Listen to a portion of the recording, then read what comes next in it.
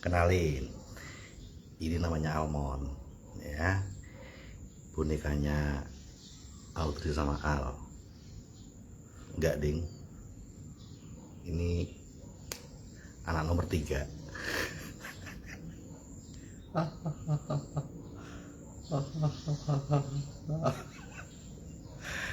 Ya, nah, mau live stream? Mau ikut live stream? Ikut ya. Oke. Nah, main.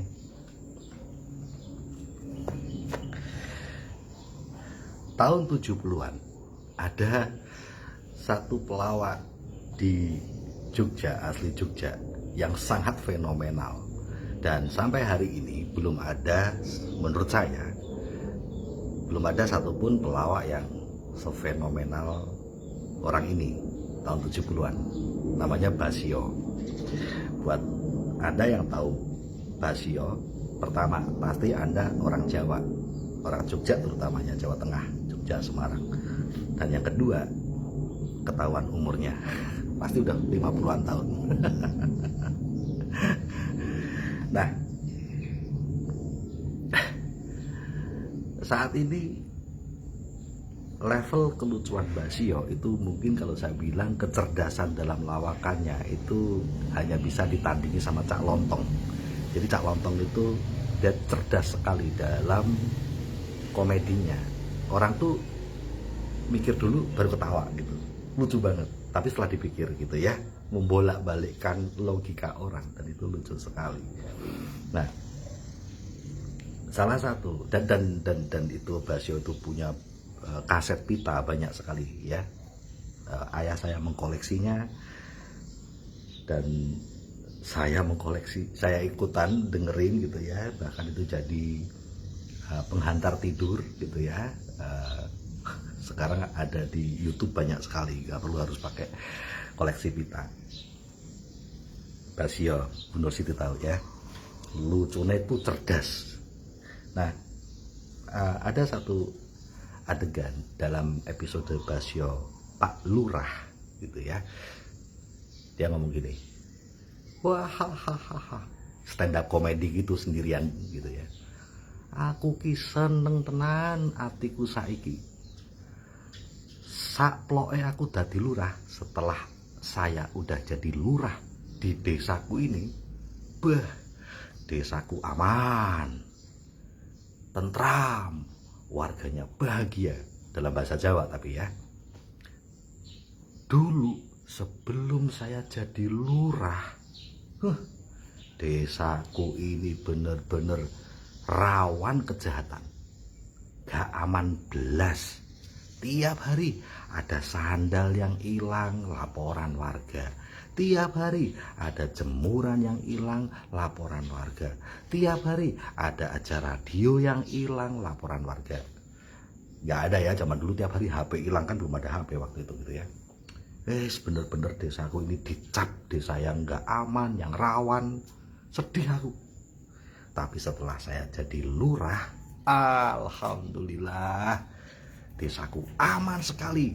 Gak pernah terdengar ada jemuran hilang, ada sandal hilang, radio hilang, gak ada. Karena dulu malingnya itu saya.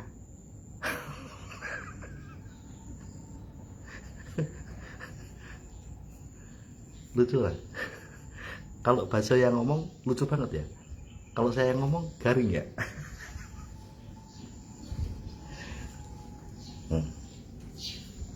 Halo, apa kabar? Jadi Basio cuman mau bilang, dulu itu kampungnya itu nggak aman, banyak barang-barang hilang. Kenapa? Ya karena dia malingnya. Setelah dia jadi lurah, jadi aman. Karena ya dia nggak perlu maling lagi, dia udah dapat duit dari lurah itu. Wes, kita aja yang ketawa yuk. Yuk, Mon. pada nggak tahu, pada nggak ketawa. Ada wae lagi guyu yo. Nih adiknya Al. Ini campuran mini pom sama pudel. Nih jadi kayak gini nih. Ya, nah sekarang saya bisa ada temennya di sini. Di rumah ada temennya. Oke. Nah nanti teman-teman bisa dengerin itu Basio lucu banget ya. Ada macam-macam, klik aja Basio gitu di YouTube banyak. Apakah saya mau stand up komedi? Anda yang stand up komedi setiap hari. Tiap hari teman-teman stand up komedi. Ketika Anda sharing, ketika Anda ngobrol, diskusi, berbagi cerita, Anda stand up komedi kayak Basio. Anak saya sejak kecil sudah susah diatur, mecahi piring, kalau marah itu bener-bener ngeri banget, padahal masih anak kecil sudah mecahi piring. Aduh ngeri deh. Wes misuh-misuh, masih kecil loh Pak. Anak saya Pak udah bekerja, tapi kok ya minta uang terus. Padahal udah bekerja, udah punya gaji, tapi dia kredit motor saya, minta saya yang nyicil. Dia cuma milih aja. Anak saya punya usaha Pak, buka bengkel atau buka rumah makan atau buka laundry sama teman-temannya, tapi ya modal dari saya. Rugi ya saya yang harus bayari, ruko sewanya juga harus saya loh. Dan yang lebih dagelan lagi, yang lebih stand up komedi lagi adalah anak saya sudah menikah Pak.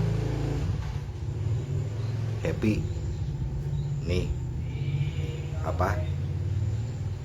foto resepsi pernikahannya, tapi ya saya tetap harus merantau Pak. Kenapa Bu? Lah anak saya 2 menikah Pak. Udah menikah tuh dua orang anak saya yang menikah, dan semuanya punya cicilan motor, dan juga semuanya punya kredit rumah. Lah ya nggak apa-apa toh Bu. Oh, namanya menikah masa mau tinggal di rumah orang tua atau tinggal di rumah mertua? Mana ada mantu yang mau tinggal di rumah mertua, nggak ada. Lah iya Pak, makanya pada beli rumah kredit. Tapi saya yang harus nyicil rumahnya, saya yang harus nyicil motornya. Basio yo, Basio ora, Basio yo. Tuh ketawa dia. Apa? Udah kerja tapi masih minta duit orang tua. Apa? Udah menikah, punya anak, tapi masih minta duit orang tua. Udah menikah, beli motor, tapi yang bayar cicilannya orang tuanya.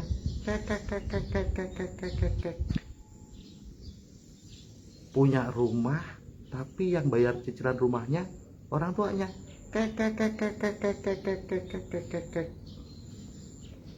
Ya lucu banget, selucu Basio.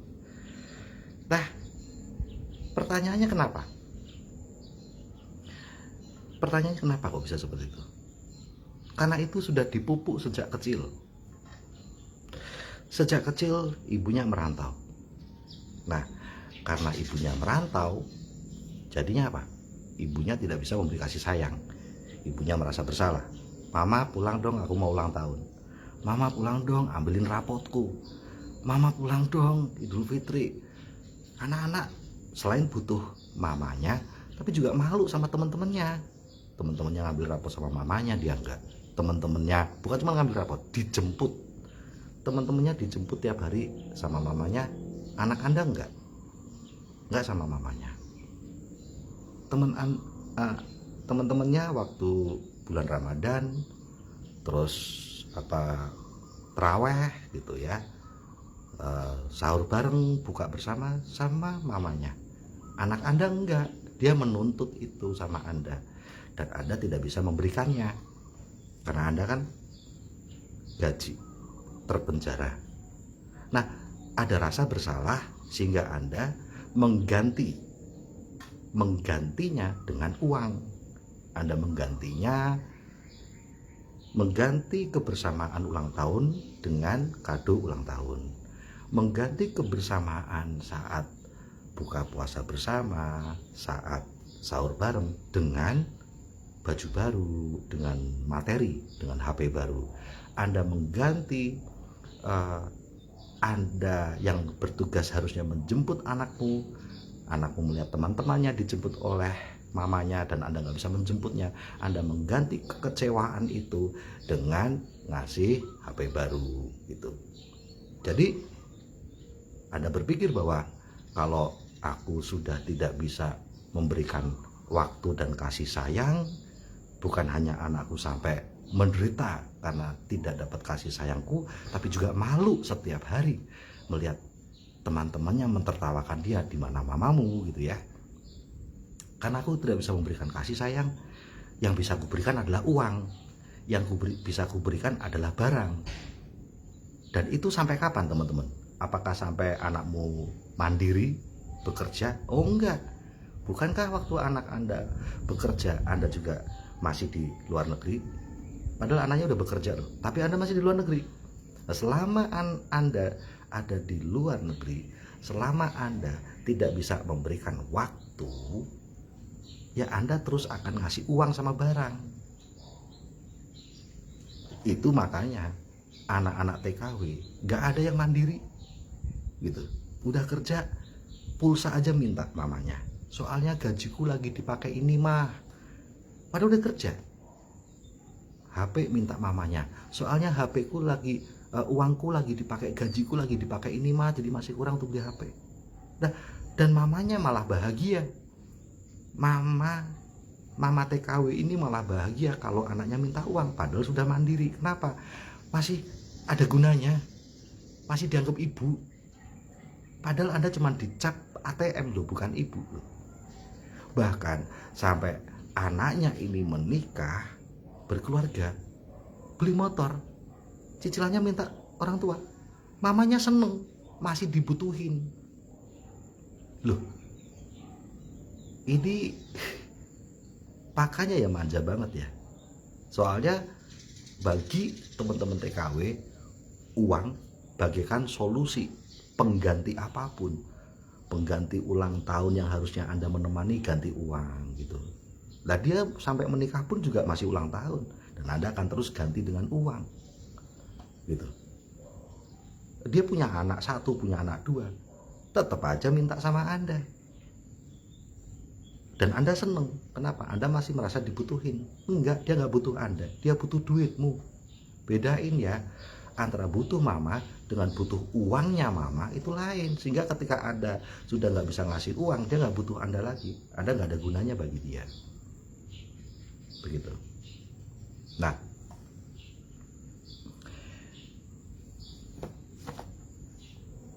Anda tidak akan pernah melihat bentuk kemanjaan yang luar biasa parah itu di Indonesia gitu. Nggak usah nunggu anak sudah bekerja dulu untuk dia sudah mandiri secara ekonomi. Sejak SMP saja anak-anak sudah mandiri ekonomi, karena ibunya ada di sana bisa memberi kasih sayang, sehingga waktu anaknya minta apapun ibunya bilang oh enggak, belum waktunya. Bahkan ibunya bisa bilang, oh enggak, mama nggak ada uang. Sang mama bisa ngomong dengan tegas, oh enggak. Kamu minta apa? Sepatu yang baru? Oh enggak, pakai dulu sepatumu. Yang itu masih bisa dipakai, cuman jebol sedikit, sini mama jahitin. Enggak. Mama bisa ngomong seperti itu tanpa takut anaknya kemudian nggak sayang dia lagi. Kenapa? Karena mamanya ada di sana. Mamanya bisa tetap memberikan kasih sayang sehingga tidak harus pakai uang. Dan itulah jadi bisa mendidik anak kan. Jadi bisa mendidik anak. Mana ada teman-teman di Indonesia ya punya anak sudah bekerja, terus dia beli ini, beli itu, beli ini, beli itu, kok masih minta orang tuanya. Wah, gak ada di Indonesia. Itu cuma anak TKW. Apalagi sudah menikah. Mana ada teman-teman di Indonesia anak sudah menikah beli motor, kredit rumah, terus masih orang tuanya. Waduh, itu cuma anak TKW gitu.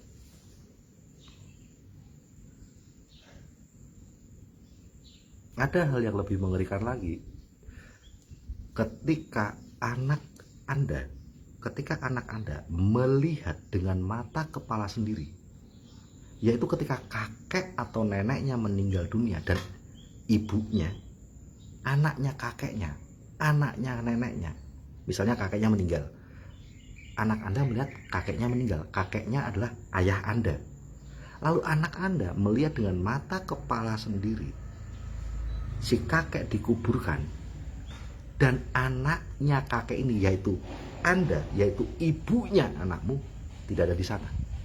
Itu parah loh teman-teman. Itu nanti Anda yang akan nanggung dosanya itu. Kenapa? Karena nanti kita meninggal dunia. Nah, anak kita udah belajar. Dulu mamaku, waktu orang tuanya meninggal saja, mamaku tidak pulang, buru-buru merawat, mendampingi hari-hari terakhir ayahnya. Wong sampai dikuburin aja mamaku tidak ada di sana kok. Sampai kakek dikuburin, mamaku, anaknya kakekku, nggak ada di sana. Lagi ngapain mamaku? Nyuapin anak majikan. Lagi ngapain mamaku? Ngerayain ulang tahun anaknya majikan. Lagi ngapain mamaku? Lagi ngurusi anak majikan. Lagi kerja. Jadi mama kerja sehingga waktu kakek meninggal, ayahnya mama meninggal, dikuburin pun pekerjaan itu lebih penting daripada mengantarkan ayah kandungnya hingga di pemakaman. Nah, bagaimana nanti kalau kita meninggal, teman-teman? Anak kita sudah kita ajarin, yaitu orang tua kita meninggal pun buru-buru sakit ya, bahkan sampai meninggal pun kita tidak ada di pemakaman. Kenapa? Money. Karena money, duit. Itu kita ngajari anak kita. Pertanyaan saya, kalau anak kita sudah kita ajari seperti itu, bagaimana kita memperlakukan orang tua kita sendiri sampai meninggalnya? Pertanyaan saya adalah, bagaimana nanti kalau kita meninggal? Bisa saja waktu kita meninggal, anak kita lagi kerja di luar kota, di luar pulau, anak kita nggak akan pulang. Kenapa? Mama udah ngajari aku kok dulu. Waktu orang tuanya mama meninggal pun, mama nggak pulang kok. Mama cari duit. Waktu orang tuanya mama dulu dikuburin pun, mama nggak ada di sana kok. Kenapa? Demi duit. Mama nggak ikut merawat jenazahnya kakek, mama nggak ikut tahlilan, mama nggak ikut 3 harian, 40 harian, 100 harian, mama nggak ada sama sekali merawat sampai ayahnya dimakamkan. Jadi ya kalau aku sekarang sedang sibuk bekerja, lalu mamaku meninggal, ya aku nggak datang nggak apa-apa, kan itu yang diajari mama sama aku. Parah sekali. Jadi apa hubungannya sama ceritanya Basio tadi? Basio tadi kan ngomong bahwa dulu desanya itu kemalingan, tiap hari kemalingan terus, jemuran, sandal, radio, sehingga desanya itu adalah desa yang nggak aman, dicap desa yang rawan. Nah, tapi setelah Basio menjadi lurah di desa itu, terpilih jadi lurah, desanya aman sendiri, tiba-tiba jadi aman. Gitu, tidak ada yang hilang-hilangan lagi. Gitu. Kenapa kok bisa? Apakah karena karismanya Basio sehingga pencuri-pencuri pada takut? Oh enggak, ternyata dulu itu malingnya ya si Basio itu sendiri. Sehingga ketika dia jadi lurah, dapat duit kan, dapat gaji kan, dia nggak perlu maling, dia nggak perlu nyolong. Jadi aman sekarang. Tanpa Anda sadari, Andalah pencuri mental anakmu. Tanpa Anda sadari, Andalah pencuri kemandirian anakmu. Anda yang mencurinya. Andalah yang mencuri karakter kedewasaan anakmu. waktu kecil jadi pendiam sekali atau jadi liar sekali, waktu dewasa pun juga kalau nggak pendiam, liar, tidak percaya diri. Waktu bekerja juga kayak gitu, bahkan waktu berkeluarga juga kayak gitu. Bekerja tapi tetap minta duit, belas gak ada kemandirian. Kemana kemandirian? Dicuri oleh Anda sendiri. Anda lah yang mencurinya, gitu.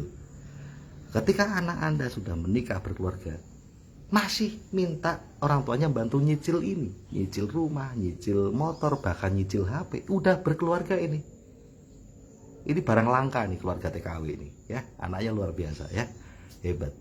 Sudah menikah, orang lain belum menikah, dia udah menikah duluan, ya. Punya rumah, yang nyicil emaknya. Hebat sekali. Di mana kemampuan itu kok hilang semuanya? Anda lah pencurinya. Anda mencuri seluruh kemampuan dalam diri anak, karena Anda tidak ada di sana, tidak bisa memberi kasih sayang, sehingga gantinya adalah beri uang, gantinya adalah beri barang, sehingga Anda mencuri kemampuan anak-anak Anda untuk tumbuh dan berkembang. Maka itu disebut ibu adalah tanah yang membuat akar-akar anak ini tumbuh kembang, kan gitu. Tanpa ibu, anak tidak tumbuh kembang kepribadian, mentalnya, kemandirian dan sebagainya. Jadi mana ada anak seorang TKW akan bilang anak saya latih untuk mandiri. Tidak mungkin Anda bisa melatih mandiri. Melatih mandiri itu ya secara keuangan stop gitu kan, kalau udah kerja, apalagi sudah berkeluarga, stop gitu kan. Nggak bisa. Anda kalau stop duit, wah, anak Anda udah nggak nganggap Anda lagi, ya. Udah nggak pernah memberi kasih sayang. Sekarang uang dan barang pun nggak. Terus apa gunanya Anda gitu kan? Bagi anak itu pikiran anak. Terus mama nih gunanya buat apa? Tak anggap mama tuh apa gunanya? Memberi kasih sayang ya enggak. Sekarang memberi barang, uang juga enggak. Terus gunanya apa? Gitu. Jadi serba salah. Kalau dikasih uang, Anda adalah pencuri kemampuan anakmu. Kalau nggak dikasih uang, nggak dikasih barang, Anda diputus hubungan sama anakmu. Jadi pencurinya Anda. Ketika Anda royal, ketika Anda sekarang putus itu gaji, penjara, Anda ada di rumah, Anda bisa didik anakmu. Anda bisa ngajari anakmu presentasi. Anda bisa ngajari anakmu prospecting. Anda bisa ngajari anakmu cari pelanggan. Tumbuh kembang di Anda. Anakmu tumbuh kembang. Dan anakmu minta apa, Anda bilang, oh nggak bisa. Ibu nggak punya uang. Anda tidak pernah khawatir ngomong tidak bisa, nggak punya uang, nggak bisa ngasih. Nggak khawatir, kenapa? Karena Anda ada di sana. Gantinya adalah kasih sayangku kok. Ada gantinya. Jadi anak kemudian berjuang untuk dia bisa nyicil motornya, dia bisa nyicil rumahnya, berjuang. Itu yang terjadi sama anak-anak di Indonesia. Yang orang tuanya ada di sana, di rumahnya. Anda harus jadi lurah. Seperti Basio jadi lurah. Anda harus jadi mbok lurah untuk keluargamu. Sehingga aman. Nggak ada yang kemalingan lagi, nggak ada yang hilang lagi. Apa yang hilang? Kemandiriannya, kemampuannya. Gitu loh. Tapi kalau Anda tidak jadi lurah, adalah pencurinya. Jadi kalau Anda mau marah sama anakku itu kok ini banget ya kamu pencurinya. Kamu pencuri kemampuan itu. Anakku nggak punya etika ya kamu memang pencurinya. Kamulah pencuri etika yang harusnya dimiliki anakmu. Dengan kamu tidak pernah memberi perhatian, tidak pernah memberi pendampingan, tidak pernah memberi kasih sayang, yang kamu beri cuma uang. Apa jadinya seorang anak cuma dikasih uang sama barang? Ya itu, nggak punya etika lah kadang-kadang. Ya, teman-temannya bisa fight di masa depan, dia lembek kayak tempe kabeh, mentalnya tempe kabeh, tempe bongkrek, tempe gembus, tempe bosok, mentalnya. Siapa yang bikin tempe itu? Siapa yang bikin mentalnya di tempe? Ya Anda yang mencurinya, mencuri semua kesaktian anakmu. Kenapa? Demi bangun rumah, demi biaya sekolah.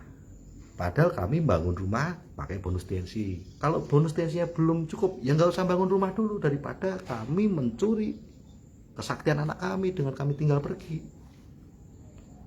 Anda lebih rela anakmu nggak punya kemampuan apa-apa, anakmu tidak punya kemandirian apa-apa, anakmu tidak punya kasih sayang apapun demi punya rumah. Nah, itu ngeri kalau saya bilang, ngeri sekali. Jadi kalau saya lihat teman-teman itu banyak yang main stand up komedi kayak Basio tadi, lucu banget gitu loh ya. Saya pusing ya lihat suami selingkuh. Ayo suami selingkuh, kamu nggak di rumah, nggak bisa dikeloni ya. Suami kan butuh kelon gitu loh. Nah, dia nggak bisa ngeloni kamu, ya dia ngeloni yang lain toh. Kok Anda kenapa melawak gitu? Anda kenapa melawak, berkeluh kesah dengan kejadian dalam keluarga Anda yang tidak Anda inginkan, padahal Anda lah penyebabnya gitu. Itu kan kayak ngeliat, wah rumahku kebakaran, gimana rumahku kebakaran, sambil Anda bawa korek sama bensin. Loh, kamu yang bakar kok. Gitu. Aku susah bener aku sama anakku, nggak pernah bisa nurut, pemberontak. Udah gitu kok bisnis gagal lagi, Loh, kamu yang penyebabnya. Kamu kan penyebabnya. Kok lucu stand up komedi kayak Basio. Maka jadilah lurah kayak Basio. Begitu kamu jadi lurah, begitu kamu ada di rumah, itu tuh masalah-masalah tadi gak ada lagi. Dan Anda tetap sukses, malah lebih sukses. Tensinya lebih sukses karena Anda tidak punya gantungan yang lain selain tensi. Kepepet toh. Orang tuh kalau sukses karena punya satu pilihan aja. Ya, bisnis itu kan kayak pernikahan. Selama pernikahan Anda bercabang, punya suami ini, punya selingkuhan itu, pernikahanmu hancur, selingkuhanmu juga rusak, hubungan pernikahanmu juga hancur. Gak ada. Sukses itu satu, ya, punya majikan dua. Majikan utama ini part time di majikan yang lain, mesti bubar. Ya, nafkah juga gitu. Ya, loh, Pak Api kok tetap punya homestay, Pak Api kok tetap punya ini. Loh, kan saya sumbernya TNC, saya punya rumah kontrakan, dari bonus TNC rumah kontrakan, dari homestay saya bisa punya pemasukan juga, ada lagi deposito, ada juga gitu. Tapi kan yang saya garap kan TNC doang, semua dari TNC ini ngalir terus ke sana kan, sehingga dari homestay saya bisa menggaji pegawai yang bersihin, itu bisa bayar orang yang ngecek rumah kontrakan kan gitu. TNC loh yang nyelamatin. Dan saya bisa menolak permintaan anak saya. Anak saya mau beli HP, beli aja nak. Kamu punya duit berapa? Ya nggak punya duit dong Pak. Ya udah, pakai HP lama. Saya bisa menolak itu. Dan dia nggak apa-apa. Kenapa? Saya ada di sampingnya memberi kasih sayang kok. Tetap merayain ulang tahunnya bareng kok. Sehingga saya mendidik kan gitu. Ya, semoga bermanfaat.